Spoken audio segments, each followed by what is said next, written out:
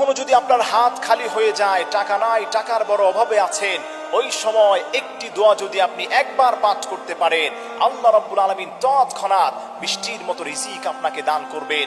আপনার শূন্য হাতটাকে আল্লাহ পাক রিজিক দিয়ে পূর্ণ করে দিবেন। সেই ছোট্ট দোয়াটি হলো পবিত্র কোরআনুল কারীমের সূরাত বাকারা এর 201 নম্বর আয়াত। সেই আয়াতটি হলো রব্বানা আতিনা ফিদ দুনিয়া হাসানা ওয়া ফিল আখিরাতি হাসানা। এই ছোট্ট দোয়াটি আমরা সবাই পারি। আপনি আল্লাহর কাছে বলছেন, আল্লাহ আমার হাতটা খালি, রব্বানা আতিনা ফিদ দুনিয়া হাসানা, ও আল্লাহ আমি তোমার কাছে দুনিয়ার কল্যাণ চাই, ওয়া ফিল আখিরাতি হাসানা, আখিরাতের কল্যাণ চাই। আল্লাহ বলেন এই গোলামটার যত কল্যাণ দরকার গায়বী ভাবে আমি আল্লাহ পাক ওই গোলামটাকে দান করে দিব। সুবহানাল্লাহ পড়েন।